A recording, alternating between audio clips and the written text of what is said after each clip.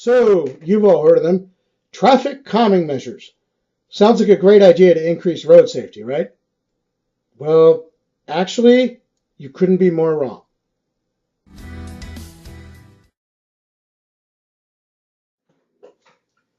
From the relatively mundane, like a single bunker in the middle of the road, a single post along the side of the road, usually right where you're riding your bike and guaranteed to have to dodge around it or crash into it, to altering the surface of the road, like uh, speed bumps and things like that, to more complicated traffic calming measures that border on the absurd or the Rube Goldberg-ish, or make you wonder if maybe the town works department broke into the police station house evidence room and got their hands on all the drugs because, it looks like it was designed by somebody on a bad acid trip.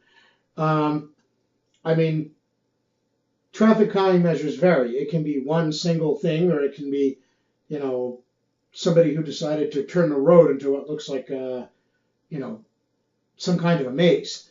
And I've seen some that don't appear to be too bad, some that appear to be, it's kind of okay.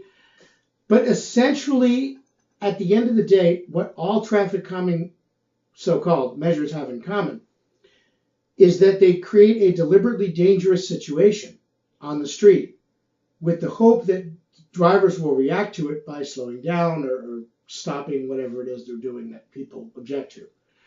So, whether it's by narrowing the road, whether it's by creating a dangerous uneven surface, whether it's, whatever, you're creating a deliberate hazard, and you're hoping that the people that you're trying to prevent from doing something unsafe already, like speeding or swerving or whatever, are going to respond to that by reacting in a safe manner.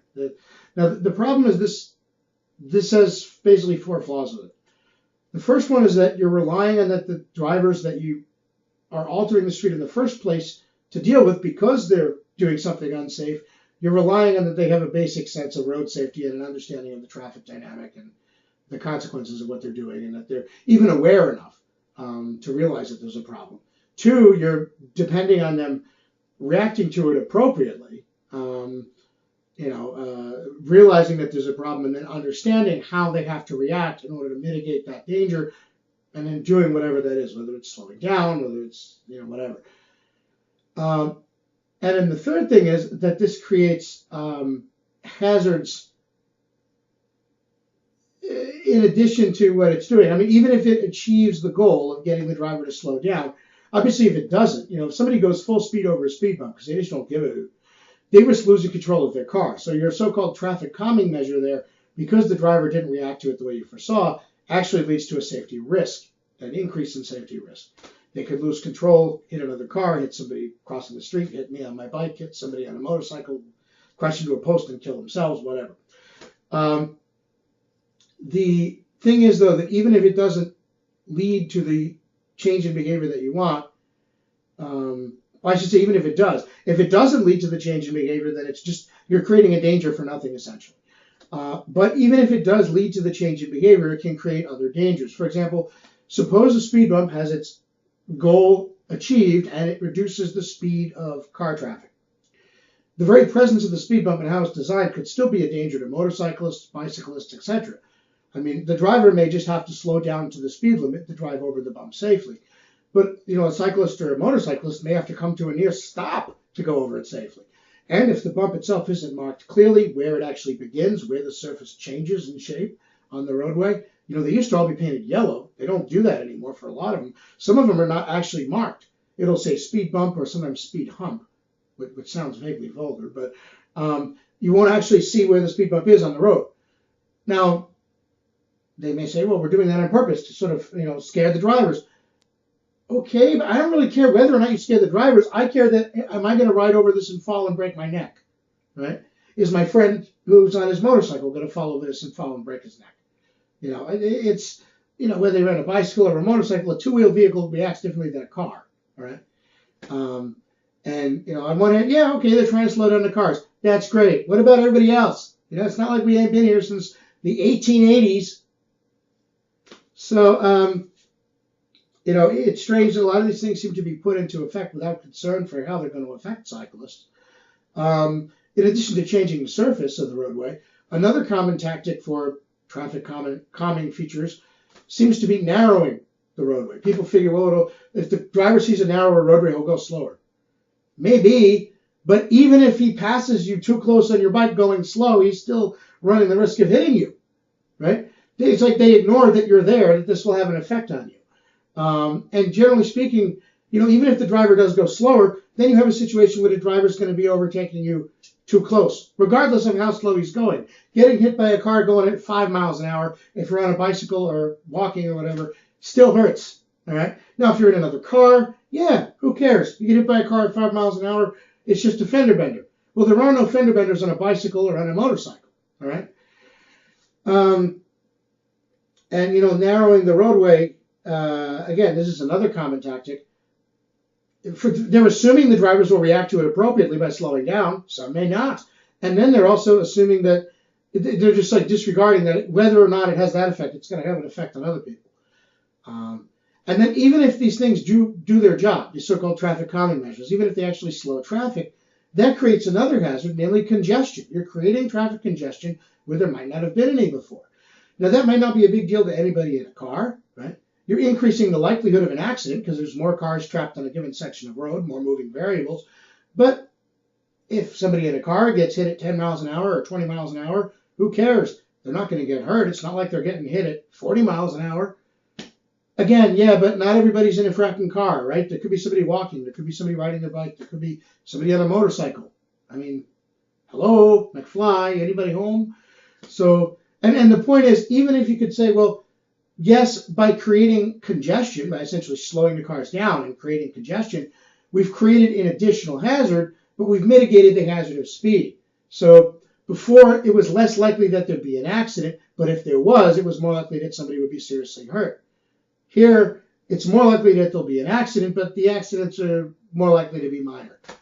Again, if you're just talking about cars, that's fine. There aren't really any minor accidents in terms of getting hit by a car on a bike.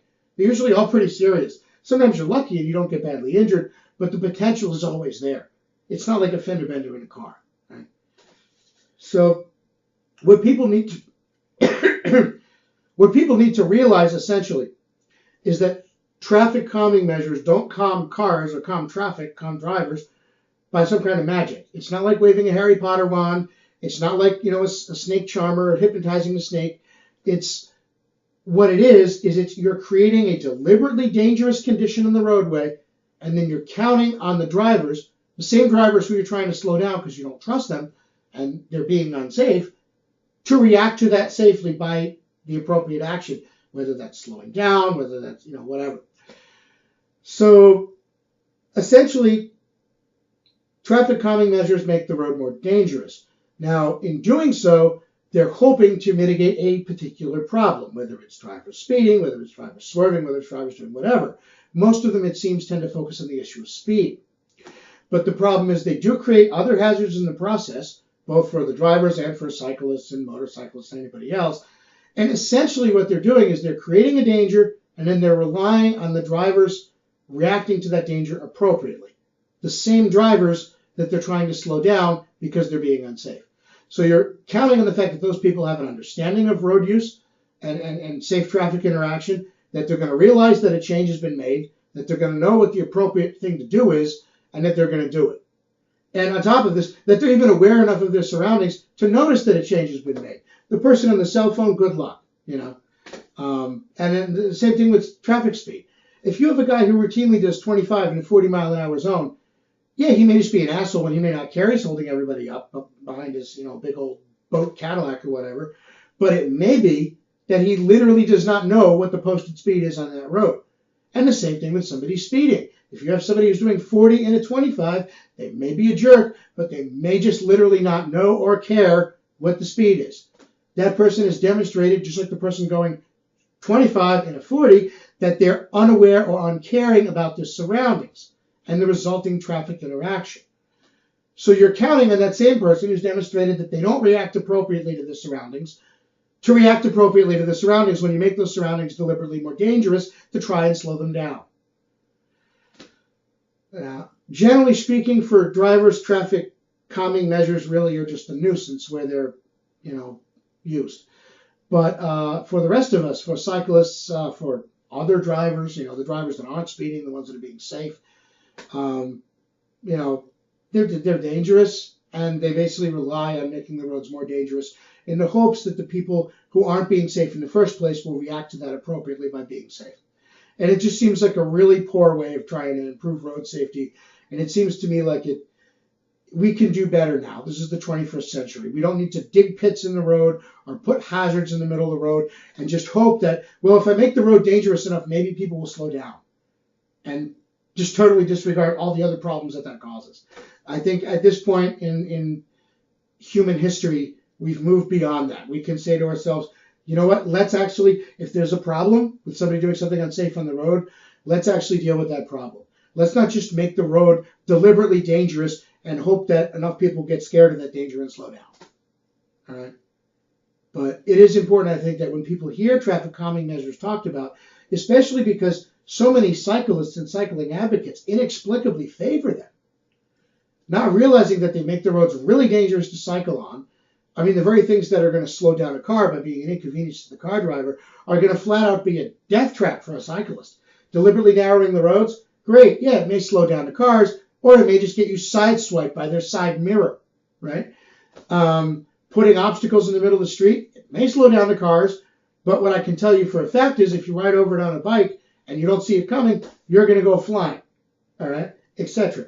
To me, there's really no reason for this. We've gotten to a point in human history and human development where I think we can do a little better rather than just randomly making the road dangerous and then hope that people respond to that by slowing down.